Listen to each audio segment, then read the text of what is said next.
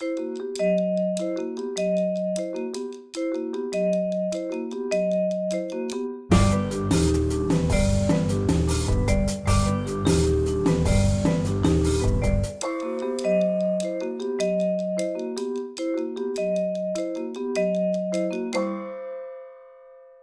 e signori, buonasera, benvenuti alla Casa Italiana Zerilli-Marimò della New York University. Buonasera, buon anno.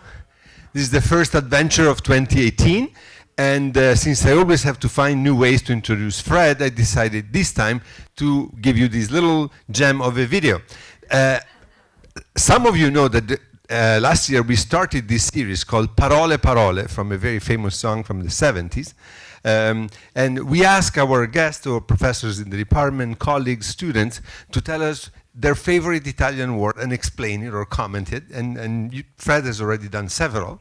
So if you feel lonely one night and really have a need for Fred, just go online, look for the Parole Parole, and learn some more Italian, add some more words to your vocabulary. And this is one thing. Second thing, some of you might know that we had originally scheduled for this evening the conversation with Rinaldo. She could not make it, but we have a great fortune that a very good friend of Casa Italiana, Luca Pisaroni, accepted to be with us, and he's here at the Met and at Carnegie Hall for two very important performances. So it's a fortune to have him back at the Casa, and I think the conversation is going to be as spirited and fun as ever. But before I give the stage to Fred and Luca, we have one other little video that I want to share with you, and it's a very interesting story of a part of Puccini's inheritance. Stay tuned. It's a strange inheritance gong show. And this is the set of gongs. The very set. A piece of history. You want to liken it to Stradivarius, except there's only one set of true Puccini gongs. A musical mystery. How the heck did they end up in a warehouse in Queens? But drum roll, please. Can she strike a deal to fund her husband's dying wish? Are you hoping that someone will see them and say, here's a check? You better believe it.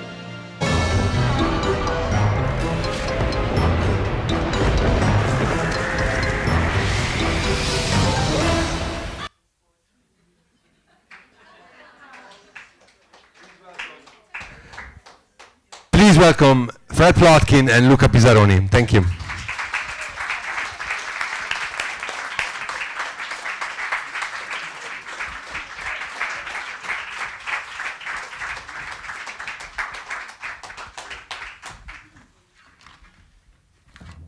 And just so you know, that program about Puccini's gongs will be on Fox Business News on February 5th, on Monday, at 9:30 p.m. Eastern Time, and you can also watch it online after that.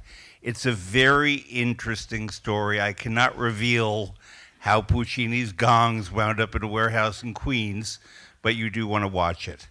And I'm thrilled to have Luca Pisaroni back tonight. When we first met him on this stage 7 years ago, he was a rising young artist, and now he's a big star. And the thing is that certain people become big stars, but they don't bring the artistic growth with it. Luca has in every way grown as an artist, as a stage personality, as a colleague. He's very beloved. And just 2 days ago, I think, the International Opera Awards announced their nominees and their finalists. You know you're nominated? I didn't know.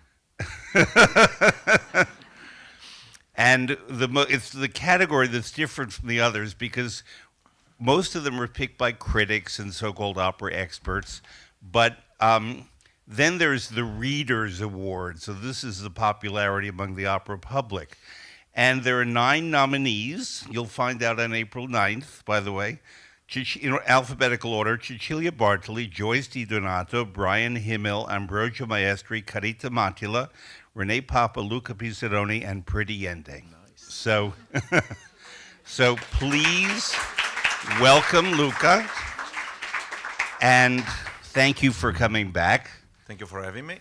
By the way, we're not going to blame a certain American carrier that's not American Airlines or Delta.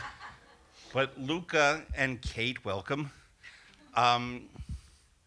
went through quite an ordeal, and you landed at 3 this afternoon with dogs in tow from Arkadelphia, Arkansas, and had to change flights in Chicago and so on. So I'm triply grateful because you went through a lot to come here. So since you were last here, your repertory has grown, your artistry has grown, and I've dropped something, I'll pick it up after. And you nonetheless come from radici, from roots that are as Italian opera as you can get. Yes. You grew up in Busseto, the hometown of Giuseppe Verdi. And you grew up in Busseto, the hometown of Carlo Bergonzi. And in preparing for tonight, I read somewhere that your model, your singing model as a young man when you were growing up, was in fact Carlo Bergonzi, who gave classes in Busseto when he was not eating. He had a wonderful restaurant called I Due Foscari. It was a hotel and a restaurant, and I always found reasons to go there and talk to him because he was a lovely man. And basically, he would stand in the kitchen with an enormous apron on. He didn't cook, but he sampled. And through the years, he got bigger and bigger and bigger and bigger and bigger. He was bigger than Pavarotti by the end. And he gave me recipes, my first cookbook, and he was a really lovely man. He had a slight Emilia cadence in the voice that I may ask you to imitate if you can, because it was very particular. And he was also a glorious singer. The time frame for Carlo Bergonzi is such that he was, at the end of the Callas era, he was around Giuseppe Di Stefano, Mario del Monaco, who was more dramatic. He sort of overlapped with Pavarotti somewhat, and they were from the same region. They liked each other. They ate a lot together. Yes. And in this restaurant, and they shared a love of Verdi, and they shared the regional accent because Pavarotti was from Modena. And so I remember that when Bergonzi, I think somewhat inadvisedly at the age of 80, decided to try to sing Verdi's Otello at Carnegie Hall in concert, that box 23 of Carnegie Hall had Luciano Pavarotti, Placido Domingo, and Jose Carreras in the box, the three tenors, the only time they got together without being paid, and rooting him on, Bergonzi. And Bergonzi, at the age of 80, you don't take on Otello, but he did. And in rehearsal in the morning, he was very good. But you don't rehearse Otello in the morning and then try to sing it at night. And unfortunately, he didn't have much voice. And for many people, that was a sad coda to a wonderful career. But what I'm going to do now is show us a little brief video. And Luke, I would like you to look at it and after tell us what he's talking about, because it's in Italian, in that accent. And he's talking somewhat about how to move the breath in singing a particular Verdi aria. So Julia, number 1, if you please. Oh, si mangiano la voce, oppure fanno, esatto, oppure fanno che suono aperto, proibito, non si può. Il suono si chiama opera, appoggiando, respirando col diaframma e appoggiandolo sul fiato. Questo è il fiato, il diaframma, la voce deve viaggiare in questo modo. Oh, questo è sul fiato, l'altro. Oh, quando attaccano andando sul monotatore, tu senti del male.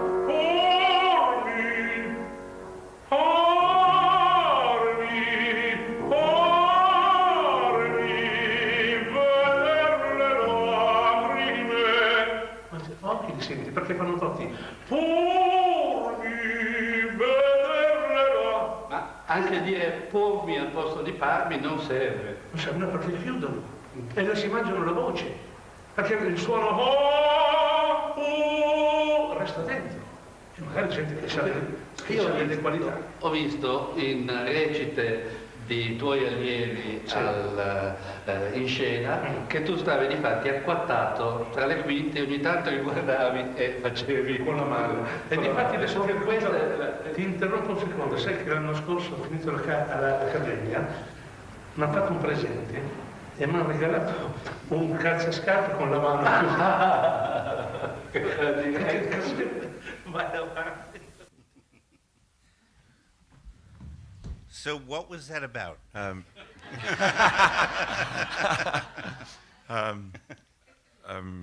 He was explaining something technical about the passaggio, especially about the beginning of Parmi veder le lacrime. You know, the first note is a G flat. Is a G flat, which for the tenor is a very difficult note because it's a passaggio note. And so he was explaining that the passaggio, you can't completely cover it because then it becomes too dark.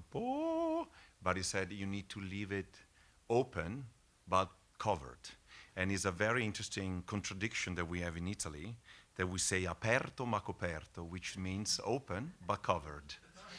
And it's actually, I think, it's absolutely the secret of singing this repertoire, because I completely agree with him on the fact that you should never try to make your voice darker than what it is in that area. So we're going, because it's not a pretty sound and it doesn't carry. And you cannot sing pa either because it's too open and it's not elegant enough. And so the secret is to leave it open but covered. So you do which seems very easy, but when you are on stage and you try to do it, I promise you it's incredibly difficult.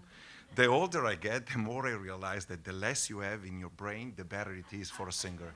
So that's an advantage. I am absolutely honest with it. So that's an advantage for tenors. I can't say that publicly, but it's true. It's the older I get, the more I realize that the secret of a singer lies mainly in your passaggio, which I believe is 4 notes. In my case, is C, C sharp, D, E flat, and for the tenor is E, F, F sharp, and G. And if you solve that area of your voice, 90% of the problems are solved. And I remember Luciano Pavarotti talking with John Sutherland and Marilyn Horne about bel canto, and I remember they all 3 agreed that voice is a little bit like you have the bottom part, then you have the passaggio, and then you have the top, and everything. You need to pay attention to the passaggio to make sure that your top sounds free.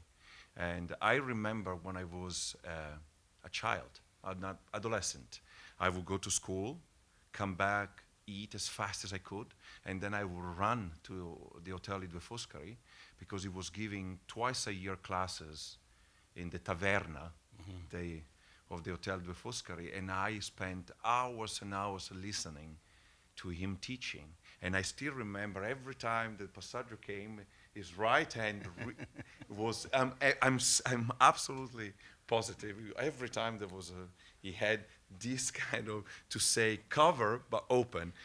And I have to tell you, I learned so much. I only had 1 lesson with him, but I learned so much just listening to him talking about singing. And I remember I sat through an entire coaching of Ballo in Maschera with Vincenzo La Scola and with Salvatore Licitra.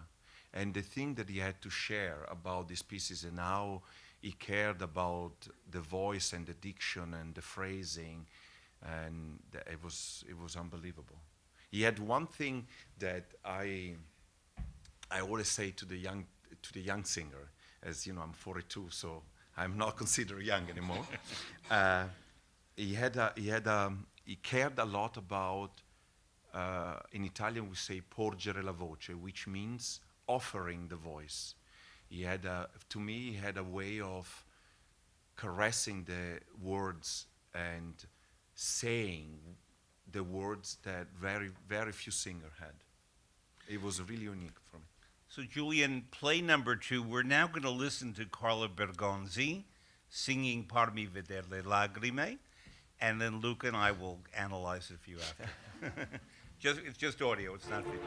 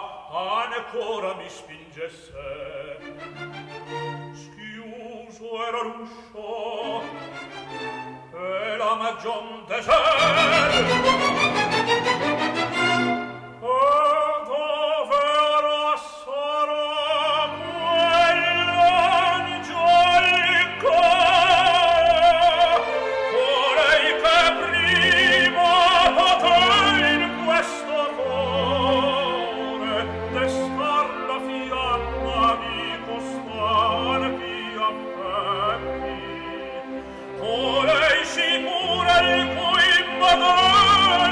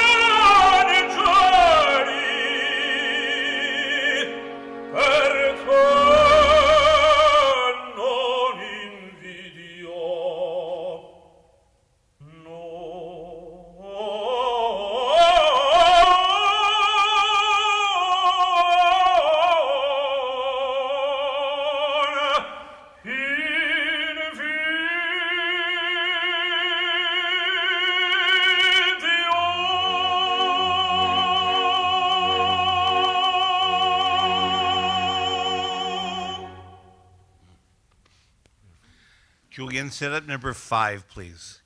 So what did you think? Oh, well, but you can definitely see that you can actually write down every word that he says. You understand every word that he says. And the other thing I think is incredible is that the color of the voice is so even throughout the whole range. And he has the same beautiful round sound throughout the whole range. I have a soft spot for him, so I'm not completely objective. Right. So there is something about his voice that I always like, because he had this kind of lacrima, this this typical Italian tenor that attitude that I always loved. A singhiozzo. A singhiozzo, exactly. A sob. Yeah, that I always loved. Yeah. And so I have, it's for me has been, even though it was never my teacher, I have incredibly memories of him. I remember 2 episodes. It was so funny. The first one, he told me that he recorded a Cavalleria Rusticana with Karajan, and he told me that it went so well that the session actually lasted 2 hours. They played the whole opera, and then the sound engineer said that there's not much we have to fix. And in 2 hours, that recording is practically one take. Mm-hmm. And the second one, it was really funny. It was a La Reina di Verona, and he told me I was singing. He was singing Aida, and he held the un trono vicino al sole, so long that the conductor got angry. I'm not kidding. And he said, and the conductor said, "Why did you?" And he said to me, "Once that I nailed it, I die before I let it go." I thought it was very sweet. And so when it happens to me that I really sing a nice high note, and the conductor goes, and I'm like, for once that I got it right, I'll keep it as long as I explode.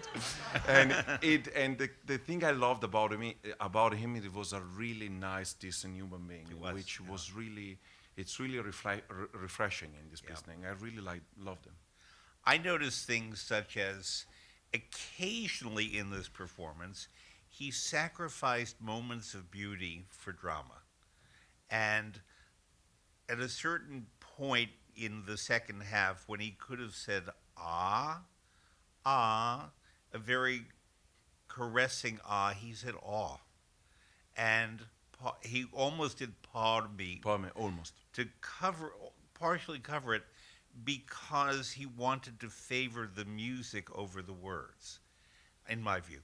And at another point, he said something that I've never heard a singer in Italian native say, not fanciulla, which is usually how it's pronounced, but fanciulla.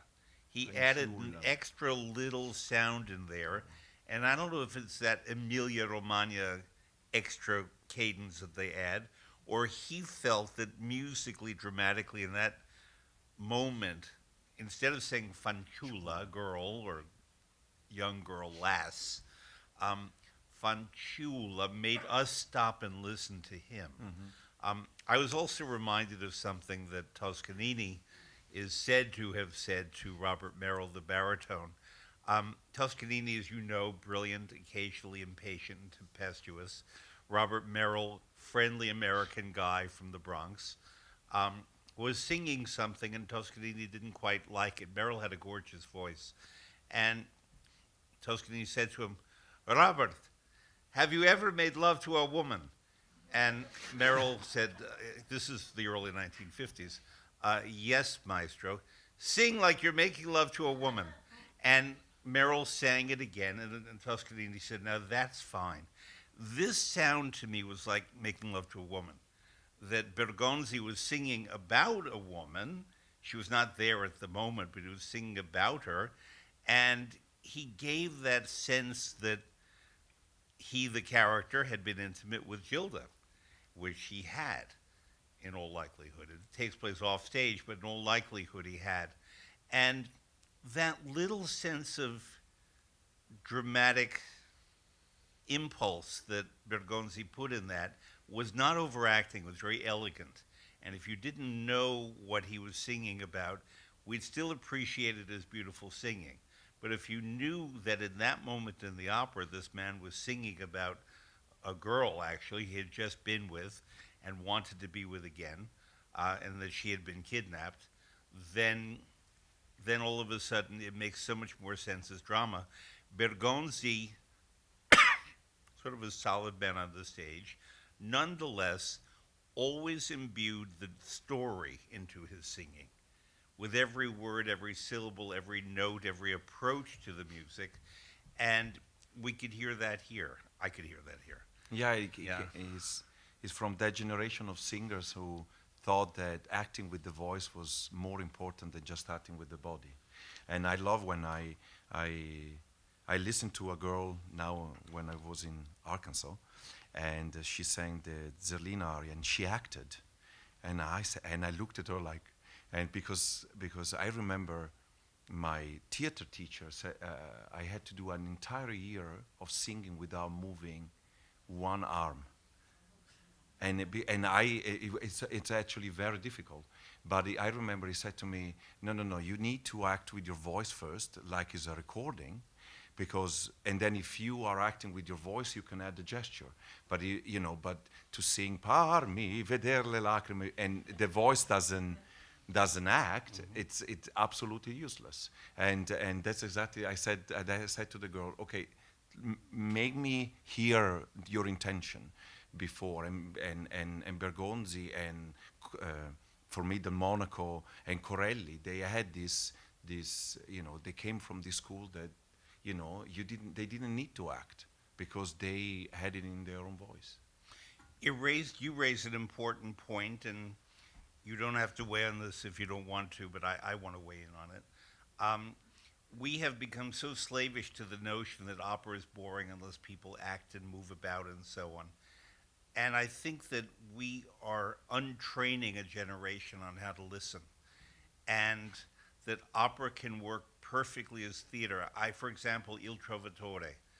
If you didn't have the fires and the confusing story, and you just had 5 great singers on the stage singing in concert, and they knew what they were singing about, it would be as good as most productions of Il Trovatore.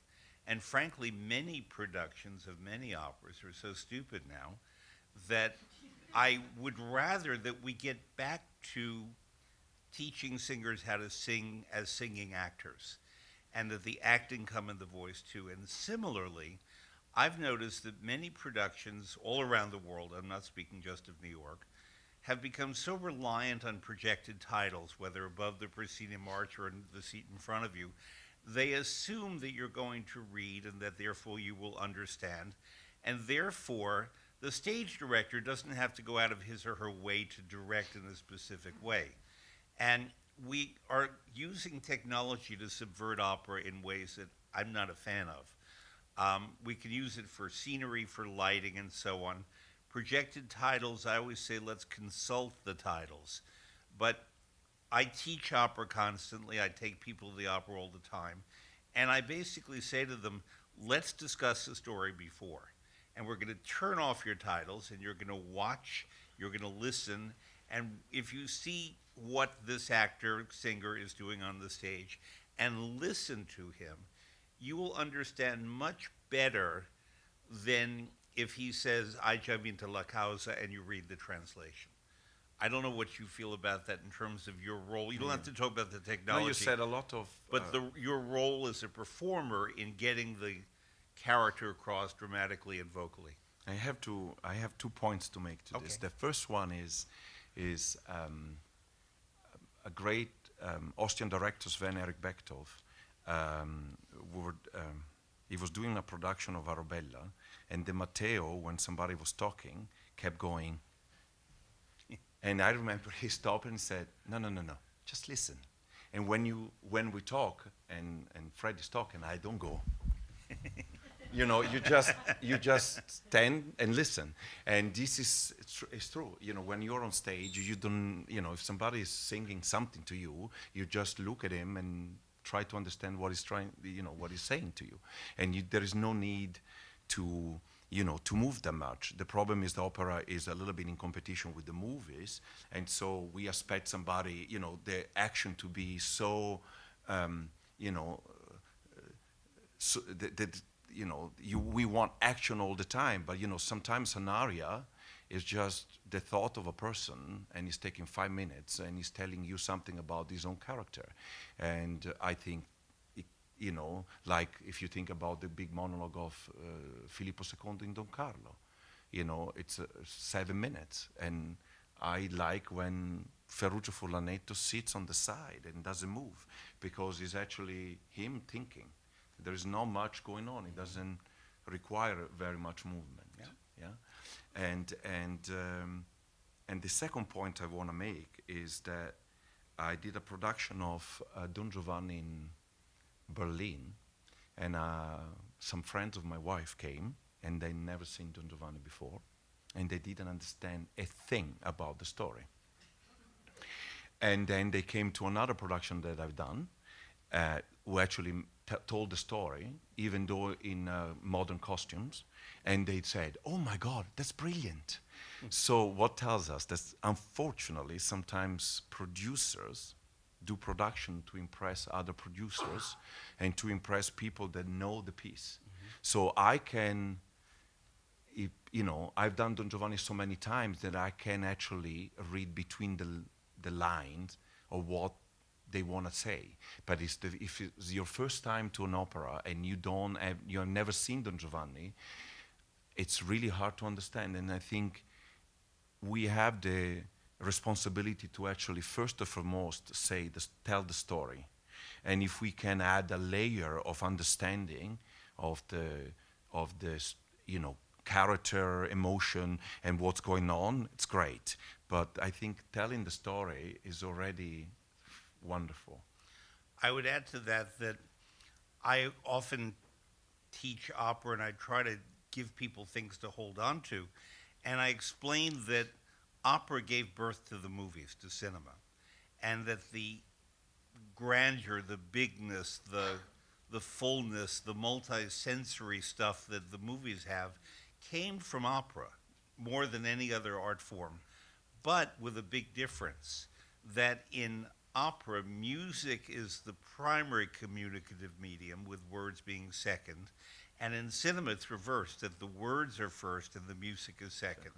Although a great movie, I went to a film the other night, The Shape of Water, and the music was so good in that it complemented the story, whatever we think of the story, which was a bit strange, but the music was absolutely right. I went to this film set in Lombardy called Call Me By Your Name, and I had a great problem with that film because the music overwhelmed the story and overwhelmed the characters, and there would be moments when a character would read softly a note, a note that left to him, and the music was so loud that we couldn't hear him read the note. And so music and words obviously go together, but I want you to think that when you go to a film from now on, that this comes from opera, but with changes and perhaps evolution. Bektoff, the director, is that his name, Sven, who you just spoke about? Okay. That leads to the next topic. Since we last saw Luca here on this stage, I tend to follow his schedule, and if I'm in a place where he's singing, I make a point of going. And even more, sometimes I make a point of going because he's there. And one of them was Salzburg a few years ago, when you were doing Guglielmo and Così fan tutte, directed by Bektoff, right? Yeah. And we know that Mozart did 3 operas with Lorenzo da Ponte, Le Nozze di Figaro in 1786, Don Giovanni in 1787, and Così fan tutte in 1790. And Così is often looked at as the afterthought opera of not being very good, of being stupid, of having a not interesting story. It's been belittled, and it was an opera that after its premiere and Mozart dying the next year fell into sort of anonymity until the 1930s, when it was revived in England in Glyndebourne, when they were setting up a new festival, and that was the very first opera they did. the more I watch and study Così fan tutte, the more I love it. I think musically, I know people disagree. It's better than either Le Nozze di Figaro or Don Giovanni because Mozart matured. He was more insightful. The story, if we look at it as a sex farce, makes no sense. If we look at it instead as an opera about real human beings and how they behave and their sometimes stupidity, but their vulnerability and their openness of their heart, and the manipulativeness of some people, the class system in which a certain woman would be considered of a lower class and treated that way, it's all in this opera. And if you play it kind of straight and let the music do a lot of the work, it can be profoundly moving. And basically the story is that you have two sisters, Fiordiligi, the soprano, and Dorabella, the mezzo. And what's seldom said, but you need to know this in Così fan tutte, is the opera is set in Naples, which is an important element, but these two sisters are from Ferrara. And we forget that. It's kind of like in Tosca. She's from Verona. She's an out-of-towner from the north. And her view of Romans is different. Similarly, these two women from Ferrara are very out of place in Naples and dealing with the Neapolitan mindset and cleverness and quickness of the Neapolitans. And there are two young men, Ferrando and Guglielmo, a tenor and a baritone, and they're in love with these two sisters. But along comes an old cynic, Don Alfonso, who says, in effect, you go away for 5 minutes and you'll see that they're going to betray you with other guys and so on. And so a ruse is constructed in which the two boys go off to war, and come back in the original dressed as Albanians, which was very exotic. Now they come back as Rastafarians or something else. But they come back in disguise. And nature takes its course. In other words, they fall in love with the other girl than the one that they were lined up with, and they make a bet. La mia Fiordiligi would never be able to betray me, and then the other one is, because Guglielmo, the baritone, is originally with Fiordiligi, and Ferrando, the tenor, is originally with the mezzo-soprano Dorabella. Throughout the opera, the temptations are different, and to put it in the bluntest terms, the baritone and the mezzo are earthier, and it's a physical attraction and it's irresistible, whereas the soprano and the tenor are more ethereal and are noble, and they don't want to act on their instincts and their desires. And I'm not going to tell you the whole story, but I want to get, in fact, to the end, because at the end, and this is where time is reflected so uniquely with every decade, in the initial version, although it was not written down this way, the couples go back to their original partner. But you ask the question, if after discovering that I have a physical attraction to this other one, or perhaps this one I don't like or like that one more, do you go back to the original because that's what societal dictates tell you to do? Or do you go back because you really love the original? That's up to you. And for a long time, that's what was done. But in recent years, the pairings were such that they would stay with the new partner because they were acting on what that they grew with it. And that was very sort of 1970s and 80s, that we grow, we change, and so we have to honor what we feel. In recent years, because we're all so confused about gender and sexuality and everything, often you see productions where the four of them just stand on the stage and they sing out to us in the audience. This production that you were in was so interesting, we spoke about it after, because one couple, the soprano and the tenor, honored their newfound love, and they stayed together.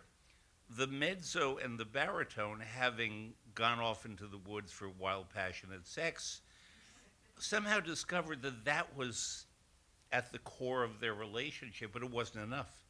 And in the end, they don't get together. Yeah. And that was the first time I'd ever seen that interpretation. And so the Met is bringing a new production here in March. and I'll be very interested to see what options are taken. And I've long ago decided that there's no right way to do it. And therefore, it offers unique opportunities to the stage director, to the conductor, but especially the singers. And you have done productions before of Così fan tutte, before coming to that one. How did that evolve or change for you, and what did you think about the choice that was made? Well, I always done it that I go back to Fiordiligi, and then I remember in Glyndebourne with Ivan Fischer conducting and Nicholas Heitner directing. And Nicholas Heitner is the producer of the Don Carlo that we have here at the Met. We were discussing the character, and I remember that we both came up with an idea that Guglielmo becomes so bitter after Fiordiligi betrays him with his friend that he cannot possibly bear to keep in touch with anybody. It's like when you go through something incredibly special with some friends and then you lose contact because you are either embarrassed or angry or whatever.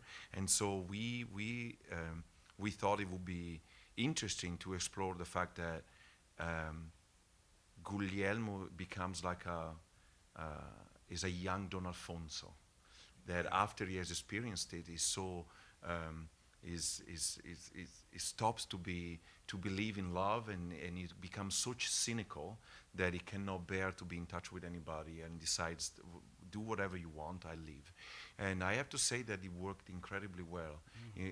This production in Glyndebourne was one of the most rewarding artistic experience of my career. Musically, I have to say, with Ivan Fischer, was amazing, and I think the production looked beautiful and tells the story really in details, and the interesting part for me starts in the duet with Dorabella, Il Core Vi Dono, because normally is portrayed as this fun, we fall in love, and instead it was so interesting because I had two different characters at the same time. I was seductive towards her and trying to seduce her, and at the same time I had all this aside where I would look at the audience and say, I can't believe she's falling for this, or can you believe she just said that? And I think it works really, really nicely because you can see the war of feelings that is going on in Guglielmo, trying to be seductive from one side and on the other side being completely shocked that she falls for this. As it happens, I have that video.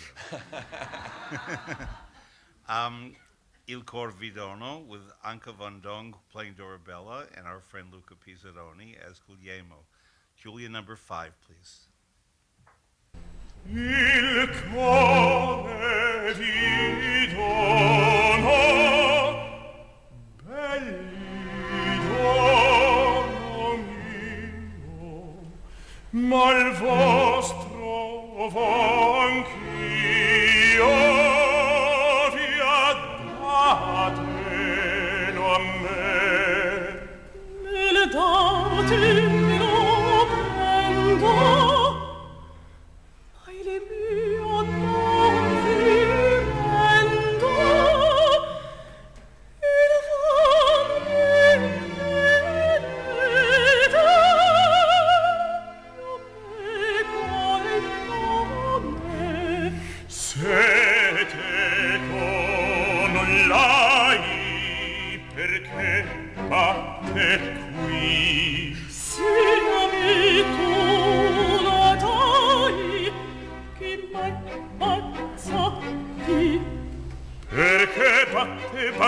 Batte qui, che mai bazza lì, perché batte qui,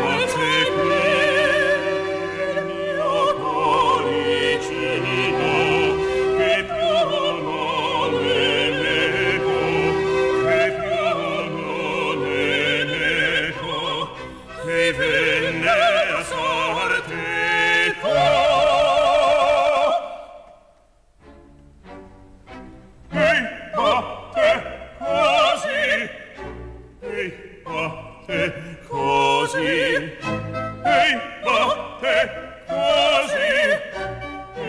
notte così mi lascia che il metta qui non può star.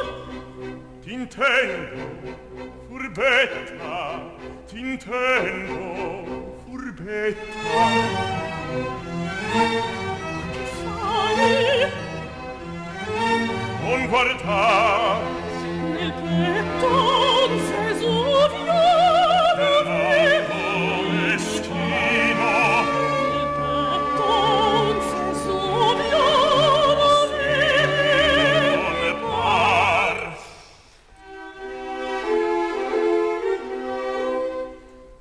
L'occhietto a me gira.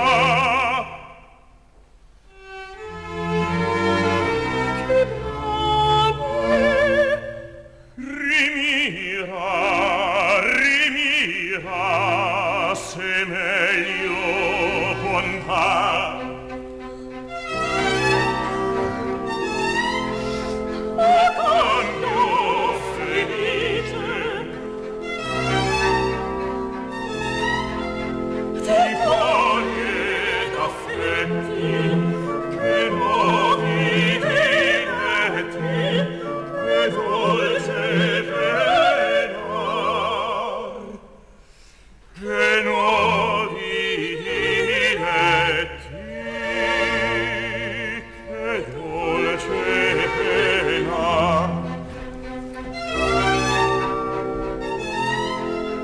O cambio felice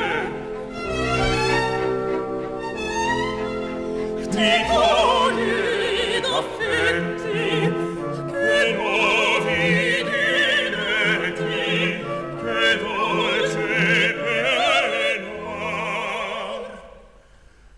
che nuovi diletti, che dolce pena, che dolce pena, che dolce pena, che dolce pena.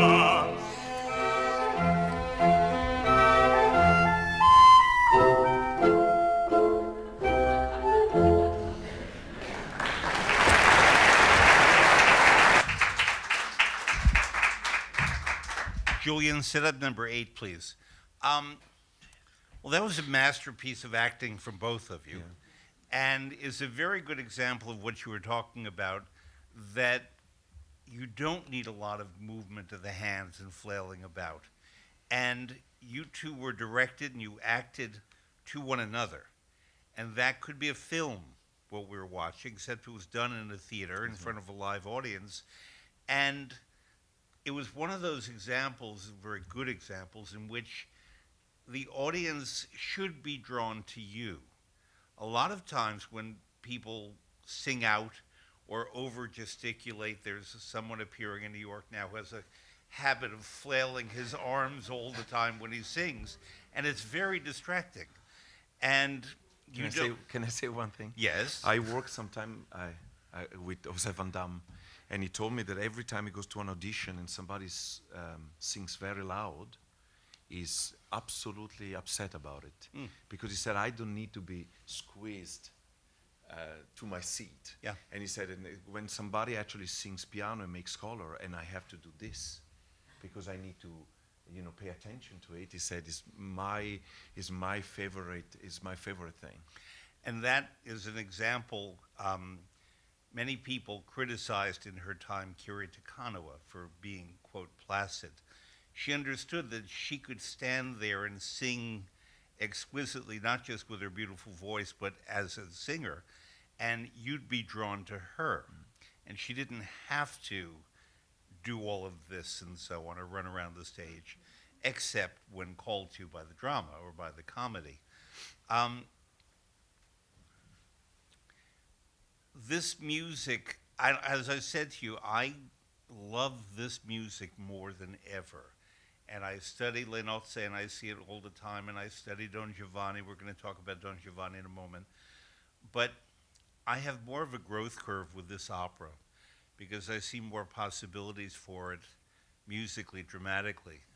And maybe because I don't know it I know it, but not as well as I know the other two. Yeah, true. And how many times have you done the role?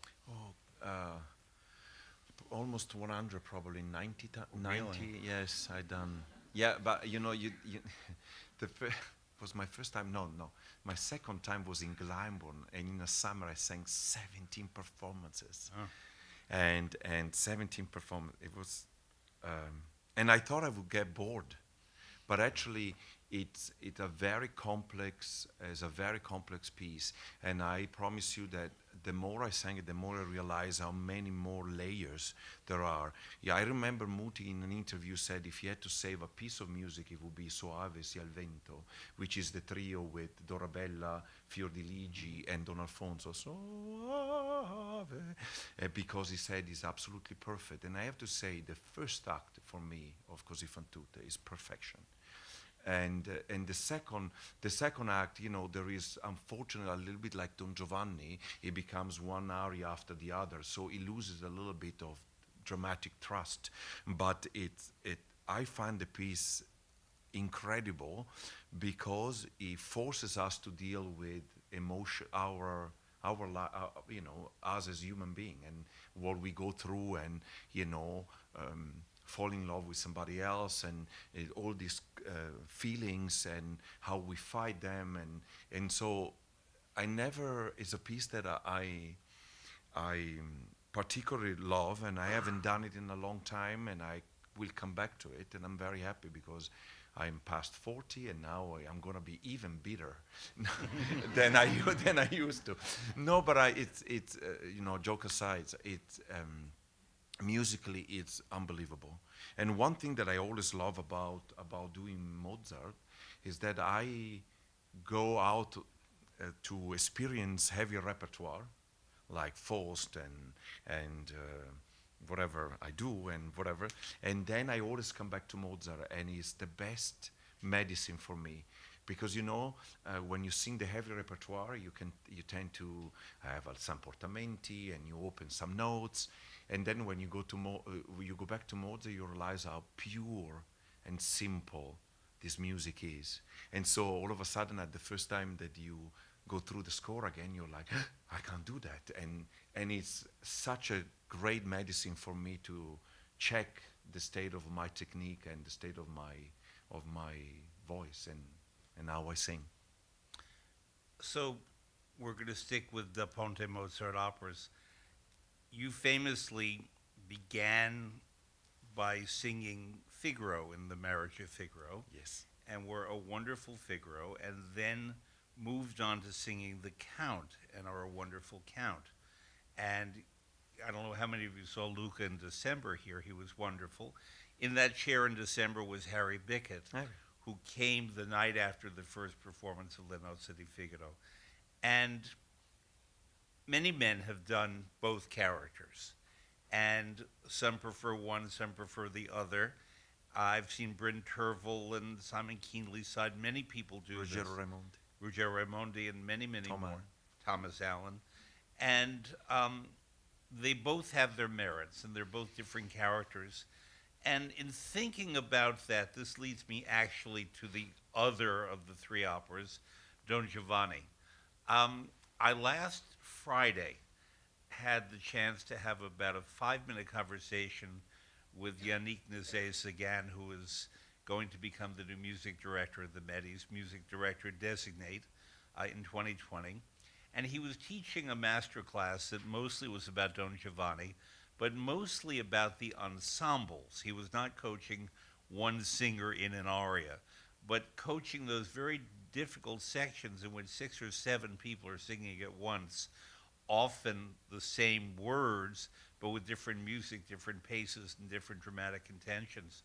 And I asked him, I said that I've seen the opera Don Giovanni at least 200 times in many productions and many singers, and more than any opera I can think of in the repertory, it's like a Rubik's Cube that if you twist one thing, you change the casting, and suddenly the whole story is different.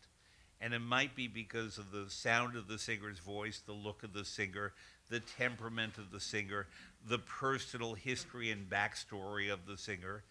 And I said to him that, to me, the interesting coupling was Donna Anna, Donna Elvira, and that we've known many, many singers, Renee Fleming, Carol Van Ness, Barbara Friedli, others, who have sung both parts.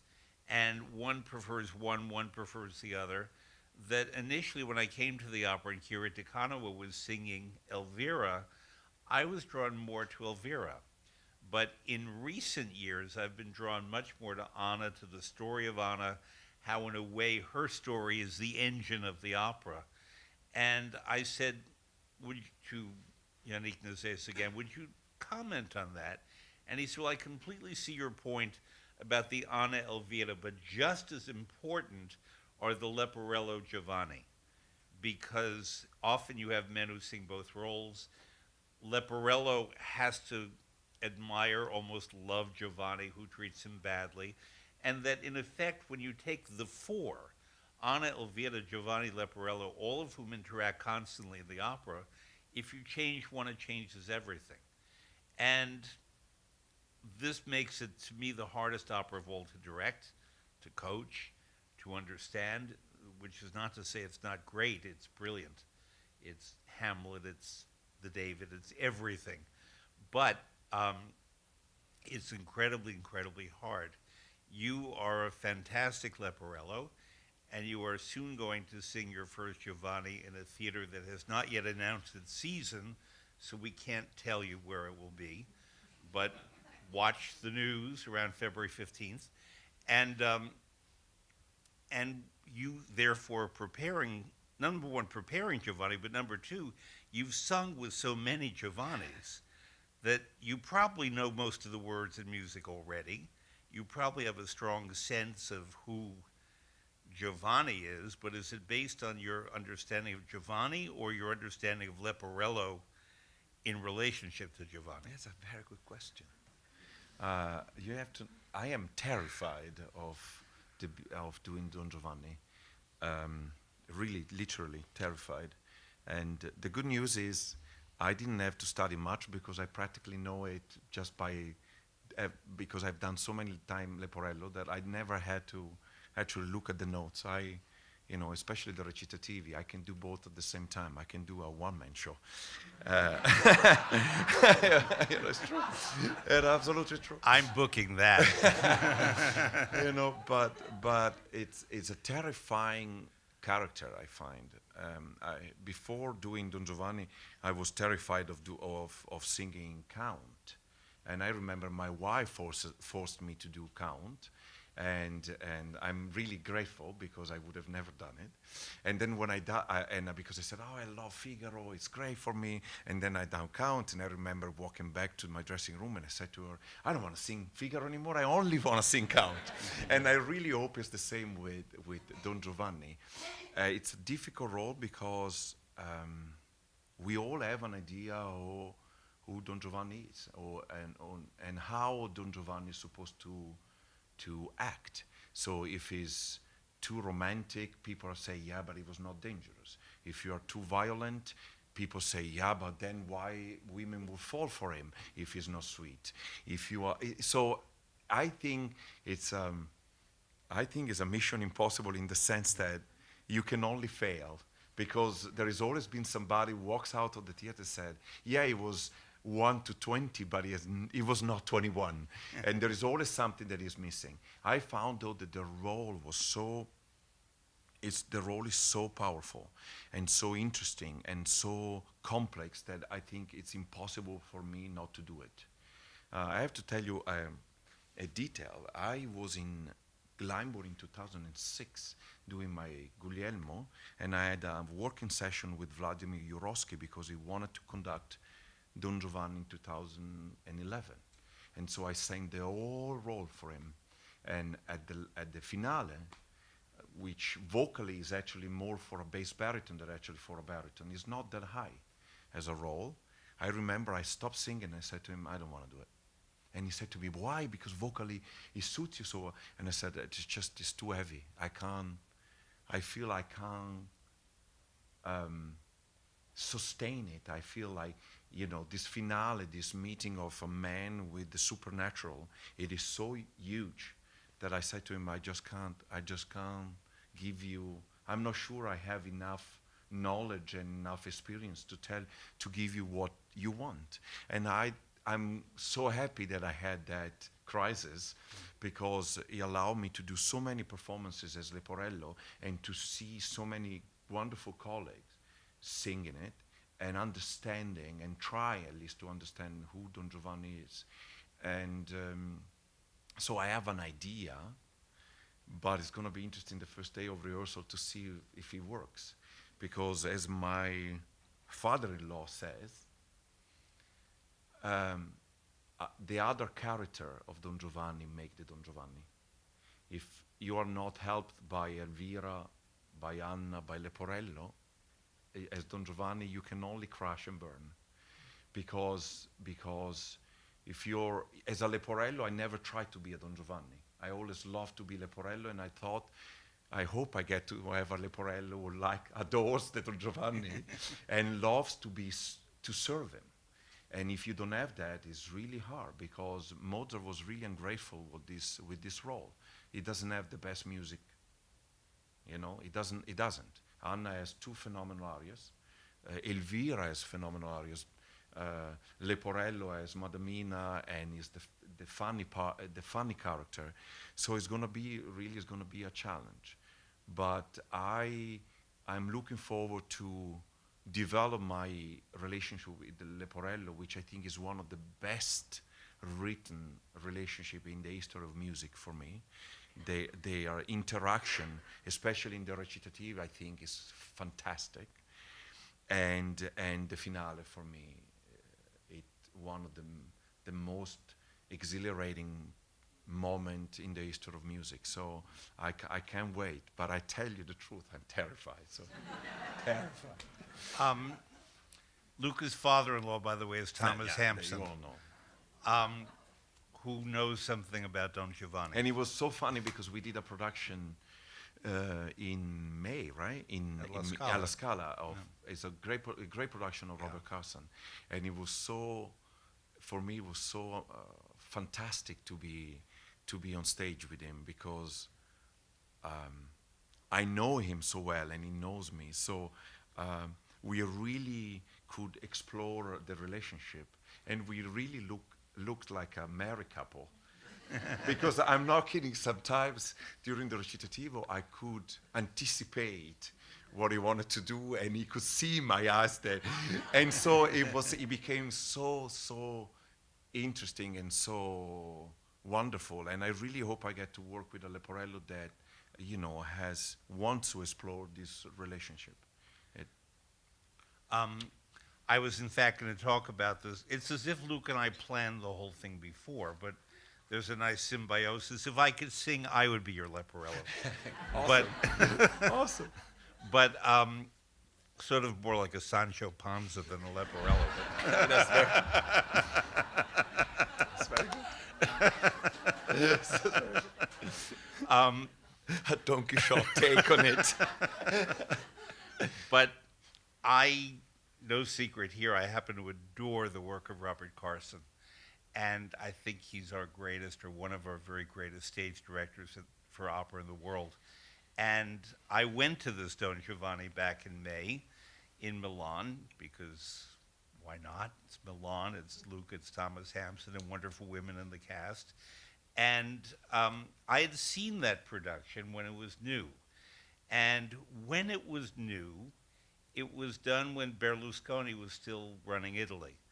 And there was, I'm not giving too much away to say that they used mirrors a lot in the production, and the royal boxes, state box at La Scala, everything was mirrored. And Carson, without laying it on thick, we came to understand that certain characters, certain figures in life can become very charismatic, despite what we know about them. And that was perfectly done. And it was Peter Mattei and Bryn Terfel as a wonderful couple. They didn't resemble each other so much as Thomas Hampson and Luca do, but it was a wonderful dynamic, and Bryn Tervel was sort of the beleaguered working man, and Matei was sort of a crazy person, and Barbara Friedli and Anna Netrebko was a great cast. But when I saw the production again, and Berlusconi was gone, and it was a completely different cast, it was even better. And not because of the performers, but just the resonance of the production. It was so relevant because Robert Carson, more than any director I know in opera, understands what the story is about, whatever the story is, whether it's Falstaff, Electra, whatever, and understands it from the text, understands it from the history behind the characters, understands it from the music. And it was a thrilling performance back in May. Was it recorded in any way? No, no. But it's often the case when you do new production and then you come back to it and you had the time to think about it.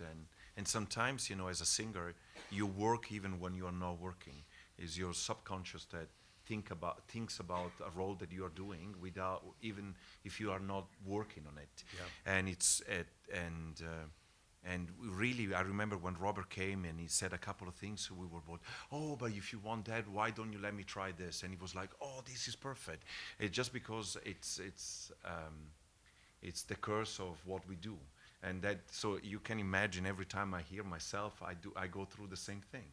Because I hear myself of something that I sang 10 years ago and I go, God, I could do that so much better now.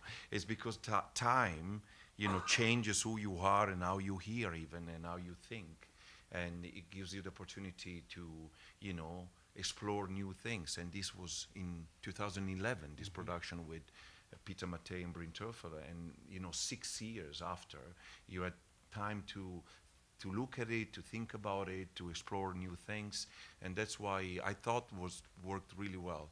There was an idea in the production that, I'll give it away now, it's not on video, that at the end of the opera, after Giovanni has burned in hell, and the characters on Elvira, Zerlina, Mazzetto, Leporello come out and in effect say, what the hell just happened? And now what do we do? And it's the now what do we do part that is fundamental, because they all in one way or another existed because of him. Yes, they existed as figures, but they existed because of him, because he so completely occupied their space and breathed all their oxygen. And so they don't know. And in this production, Giovanni comes back. And that could seem like a gimmick, except that it was so smart, because he was their oxygen. He was their reason for being. And when we understand that about him, when I teach this opera and people ask, how can we love someone who does these bad things?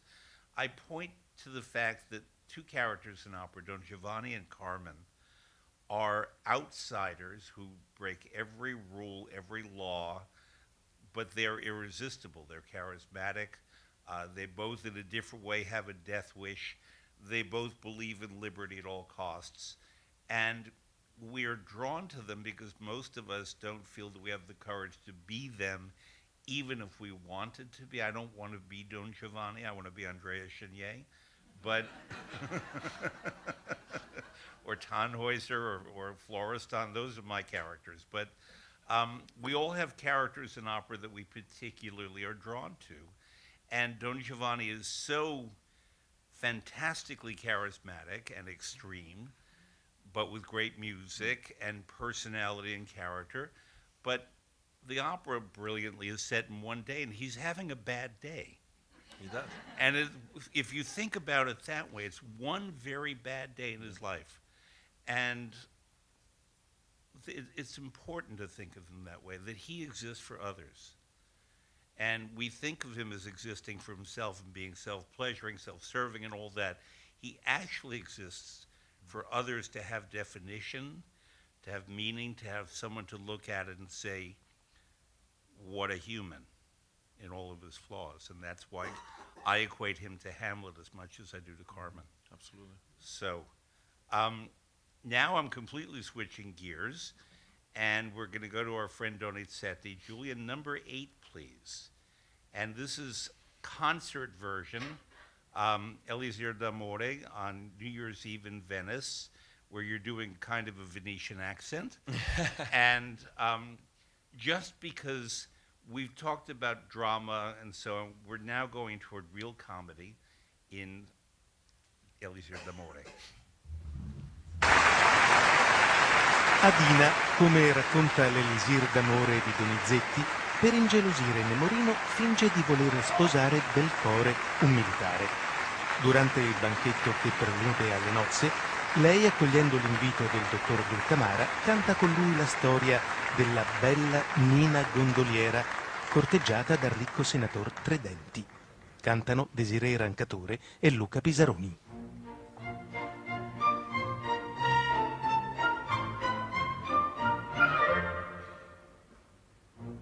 Io son ricco e tu sei bella, io ducati e pezzi hai tu, perché a me sarai rubella, Nina mia, che vuoi di più?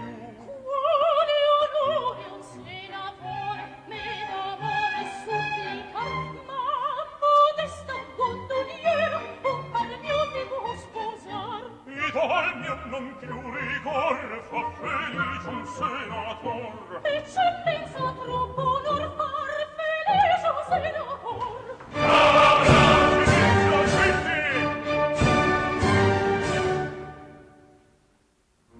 Adorata barca ruola, prendi l'oro e lasciamo, lieve questo lieve vola, pesa quello e resta ognor. Quale onore un senatore me d'amore supplica, ma Zannette un giovinetto che mi piace può sposar.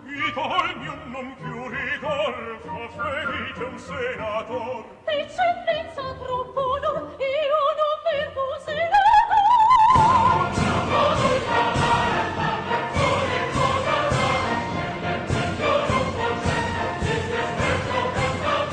Il dottore Dulcamara in ogni arte professor, il dottore Dulcamara in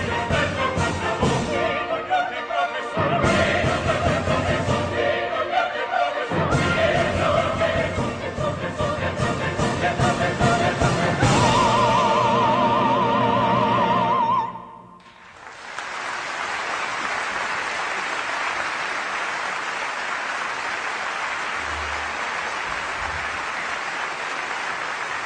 Julian, please set up number 11. That was Desiree Rancatore, who's a lovely soprano from Sicily. I don't know why we don't see her in America. Maybe she's afraid of flying. I don't know. There are singers like that. There was one that I studied with one in Bologna, Gigliola Frazzoni, who was wonderful in Italy, but she was afraid to fly. So she only got as far as France and Germany and was offered to do La Fanciulla del West here. She was better than Tebaldi, even Tebaldi said so, in the role of Fanciulla, but she was afraid to fly. Giulia Bartoli doesn't like to fly. And I don't know about Desiree Rancatore, but I would love to see her here. She's 41. She does these roles beautifully.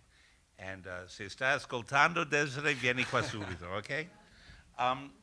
Now, part of why I picked that, and the next thing will be a concert piece too, because it goes back to what we were talking about at the beginning about Carlo Bergonzi and about putting character into the voice.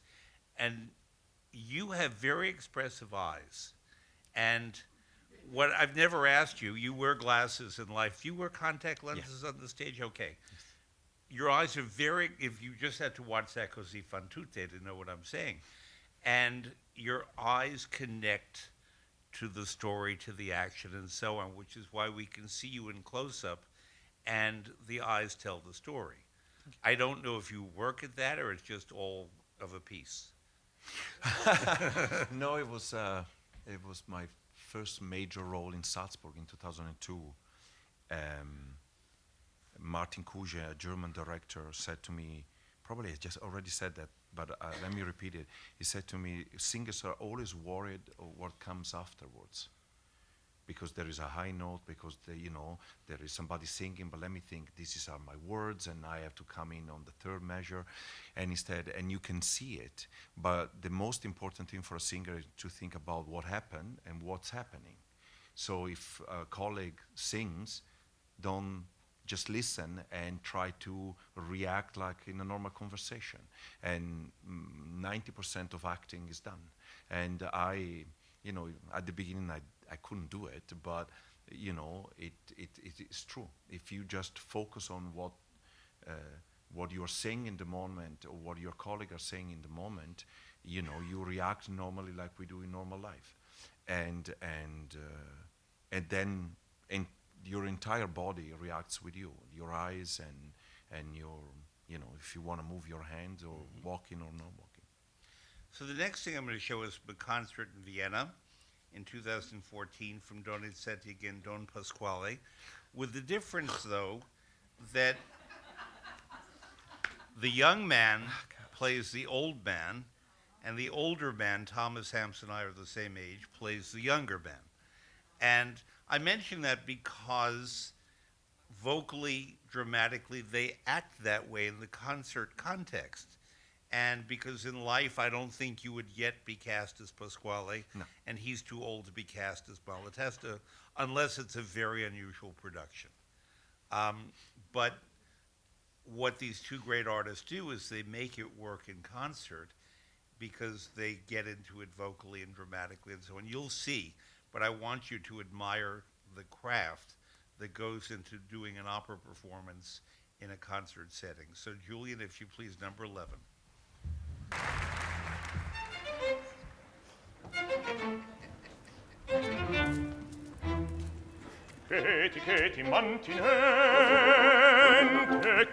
Cheti mantinente nel giardino discendiamo. Prendo me con la mia gente e il galloppia circondiamo. E la coppia sciagurata a mio cenno imprigionata, senza perdere un momento conduciando al podestà. E la coppia sciagurata a mio cenno imprigionata, senza perdere un momento conduciando al podestà, senza perdere un momento conduciando al podestà, senza perdere un momento conduciando al podestà. Io direi sentite un poco, noi due soli andiamo sul loco. Nel boschetto ci appostiamo, nel due soli ci appostiamo e dal tempo ci mostriamo. E perché tra minacce da avvertir l'autorità, ci facciamo ai due promettere che la cosa resti là, e tra preghi, tra minacce da avvertir l'autorità. Ci facciamo ai due promettere che la cosa resti là, ci facciamo ai due promettere che la cosa resti là, ci facciamo ai due promettere che la cosa resti là. E si fatto scioglimento, poca pena il tradimento. Rifletteti, mia sorella. Vada fuor di casa mia, altri patti non vo far. Di un affare delicato, non vuol esser ponderato, ponderate, esaminate, ma in mia casa non la vo. No, uno scandalo farei, non importa, e vergogna poi ne avrei, non importa, non conviene, non sta bene, altro modo cercherò, non sta bene, non conviene, ma lo schiaffo qui restò. Io direi lo trovarà, Benedetto, dite presto. E lo boschetto, quanti ci appostiamo, dilla tutto dir possiamo, sei costante sguardo e cacciate sui due piedi. Bravo, bravo, bravo, va benone, son contento, va benone, son contento, son contento. Sì, bravo, bravo, bravo, sono contento. Aspetta, aspetta, cara sposina, la mia vendetta già s'avvicina, già ti preme, già t'ha raggiunto, tutte in un punto l'hai da scontar. Vedrai se giovani ora giri cabine, sorrisi e tenere sospire lacrime, vedrai se giovani, sorrisi e tenere sospire lacrime, oh voglio prendere la mia rivincita, oh voglio prendere la mia rivincita, se nella trappola da restare, se nella trappola da restare, la mia vendetta già t'ha raggiunto, tutta in un punto l'hai da scontar, tutta in un punto l'hai da scontar, tutta in un punto l'hai da scontar. Il poverino sogna vendetta, non sa il meschino quel che l'aspetta, in mano freme, in man s'arrabbia, e chiuso in gabbia non può scappare. In vano come una progetti cauchi, in vano come una progetti cauchi, non sa che fabbrica che stai in aria, come ne sempre giù, che nella travola di se medesimo, come ne sempre giù, che nella travola di se medesimo, che nella travola si mangiar, e chiuso in gabbia, e chiuso in gabbia, non può scappare. Sei chiuso in gabbia, non può scappare. Sei chiuso in gabbia, non può scappare. Ma cagione su di te. E la tonta sia contento. Batti quattro, ci appostiamo. Dillo tutto, ti possiamo. Tutto dire possiamo. Vedere se giovani non giri cabili, sorgenti nere sospiri cabili, vedere se giovani sorgenti nere sospiri lacrime, voglio prendere la mia rivincita, voglio prendere la mia rivincita, nella trappola da restare, sì, nella trappola da restare, aspetta, il fatto freme, tutte in un poco l'hai da scontar, sei chiuso in gabbia, non può scappare, tutte in un poco l'hai da scontar, l'hai da scontar, l'hai da scontare, non puoi scappare, l'hai da scontare, non puoi scappare, l'hai da scontare. Don Pasquale, dottore, l'hai da scontare.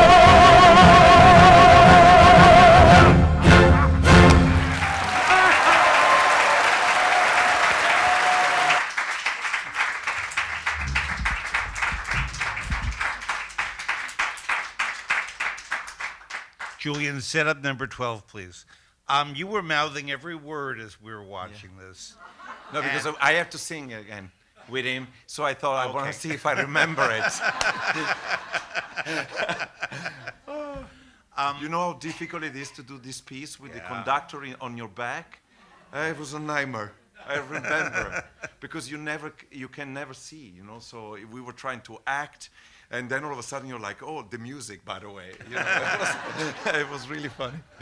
Did you notice the detail of, because he played an older man, that you were walking from your right hip, to make the character move differently? Yeah. No, it worked. You know, it worked. I love the role. I hope one day to do it. I remember, I don't remember, I think it was Ferruccio said to me, when you're 40, I mean, in this case, a pure bass, but I said, for a bass, when I can sing vocally, I'm too young.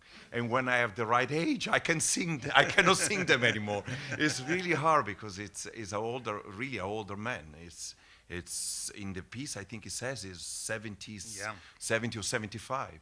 But I think it's brilliant. And when I do it with Thomas, we always have such a good time. I knew a little boy, now he's in his 30s, but he was taken to opera early by his parents, and I said to him, Danny, what's your favorite opera? He said, Don't Be Squally. Don't be squally.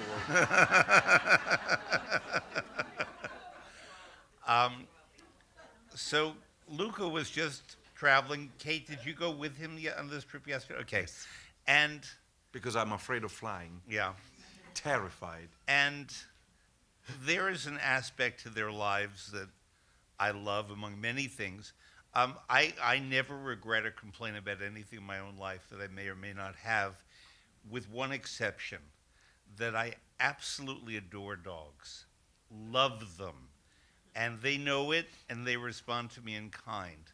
And I feel that if my life were a little different, I would definitely have a dog. And I talk to strange dogs on the street when they're on the leash and they're tied up and they're waiting for their human friend to come out of the store. I will keep them company until their friend. I'm not kidding. If you follow me on Facebook, you see pictures that I post of anonymous dogs straining, trying. When is he coming back? But both of you have two magnificent dogs. Yes. And you travel with them, and they're part of your life and so on. And I first want to show a video of Luca and Kate and their dogs, and then I have a couple of questions. So, Julian, if you please, number 12. Hi, I'm Luca Pisaroni. Hi, I'm Katrina Pisaroni.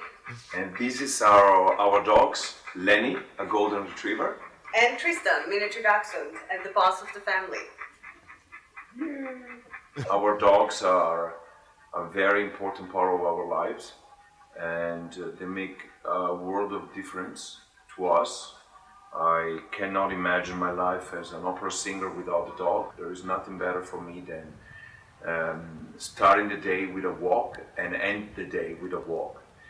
For us, I mean, we spend 11 months a year on the road, so unless we travel with our dogs, we would never see them. And for us, I think the important thing is that they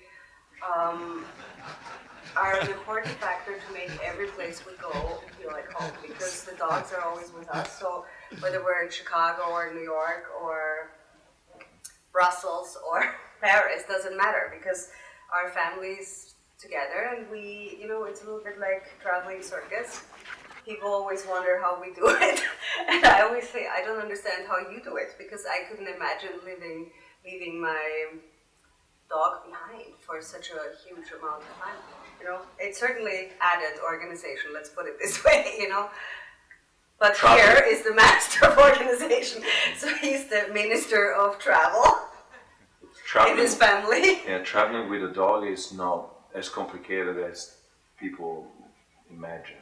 It just requires a little bit more organization. And the benefits of having them with us are much greater than any stress that I have to go through to take them with me. So I'm very happy I have to deal with that. People have been asking us for a very long time when they're going to have their stage debut. And so this summer in Salzburg was actually Tristan's big moment, because Luca took him to the rehearsal, and the director actually liked the idea of including the dog into the show. So he had a cameo appearance in Act 1 as the dog of the Count, when the Count gets dressed and ready for his day, going hunting. And Tristan loved it, because there were all these fans waiting for him at the stage door. So they formed these semicircles around him, and he was in his element, because obviously, performing runs in the family, so he didn't really need any young artist program or boot camp. He just started right at the top. This one is much more of a performer than this one. This one is just happy to be around. This one is ambitious. Yeah. And I tell you, I don't think Lenny would be as focused as Tristan on a stage. I think Lenny would start greeting everybody, maybe even jumping into the pit to say hi to every musician. While Tristan is much more focused. Lenny loves everybody, and he has to say hi to everybody. So I don't think in an environment like an opera house it would be okay if he doesn't pay attention. So I think. When Tristan walked out on the stage at the Salzburg Festival, we didn't know how he would react to these, 3,000 people in the auditorium, and he didn't even pay attention to them, because he also has a slight arrogance. While Lenny would be like, hi, you haven't looked at me yet, I'm here. When we arrive at the dressing room at Lyric, Tristy goes into the dressing room right away and goes on his Devo chair. Lenny says hello to all the dressers and all the makeup people there backstage, every single one, before he goes into his room. Yeah, he just loves everybody. He loves everybody. Craves attention. Yes. Yep. Yeah.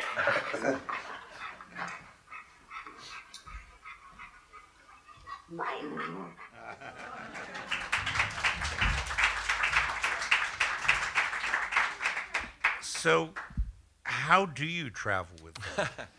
Yeah, And what arrangements you have to make in terms of where you live when you're on the road? I saw you a while back in San Francisco, and I went backstage to say hello to both of you, and I said, "You want to have a bite?" "No, we have to get home to the dogs," which I fully understand. But they have their needs and their jet lag, and the logistics of traveling with a dog, especially a big dog, must be hard. The little one, you can say it's my service dog. Yeah. But no, but he has a bag. Yeah. The small one goes in a bag. Right. The big one is much more trouble, and you need to make the reservation in advance and book him and everything. But I found out that I could not do this job by myself. I really found out this very early on. I cannot. I'm an Italian mother.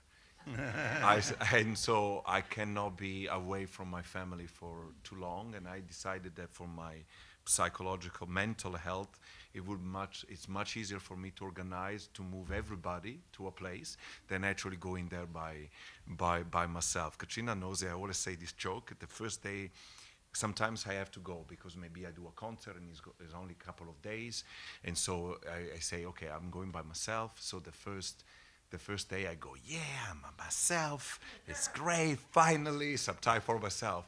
And 12 hours later I call my wife and I go, this is so boring, I can take it. Because I'm so used to have everybody around, and I couldn't do this job by myself. It's really, when you study singing, they tell you it's all about the voice, and I realized through the years that the voice counts for 25% of it, and 75% is things that have nothing to do with the voice. And one thing for me is your mental strength.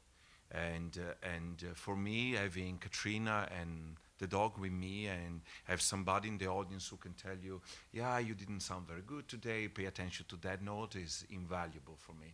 And I'm very happy and I'm grateful that she can come with me all the time. And they can come with me because after a rehearsal, I go back to be a normal parent, taking them for a walk, and it's the best thing to forget about the stress and to forget about the performance, and I just love it. I'm thinking of writing an article maybe more about opera and dogs and singers and dogs, because there's so many wonderful stories. Rudolph Bing had a series of dachshunds through his life. Franco Corelli, who was a high-strung person, had a series of little dogs. I forget the name of the dog. It was one syllable, like Mao or Pew or something like that. But each one had a number. When one went and another dog came with the same name, same breed, same number. The Welsh soprano Margaret Price, Golden Retriever Princess, did not always trust individuals, humans, but she trusted dogs, and especially Princess. And I remember very well when I worked at the Met that she came to sing Desdemona after the very realistic Otello, opposite the realistic Otello of Placido Domingo. And Margaret Price insisted that wherever she went, that Princess be in the wings, because Princess offered her serenity, and if she didn't feel confident, she didn't look at the conductor, she looked at Princess. And I was responsible for Princess, who I loved, and Princess was a very docile, lovely dog, and if she was singing the Countess, the Marshal, and things like that, Princess was fine. But if you have Placido Domingo throttling you with pillows as Otello, Princess got upset.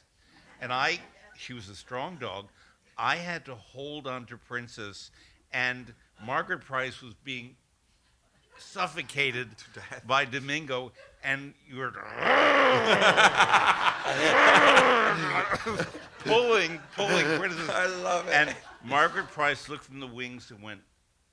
I love it. And Great Princess story. calmed down.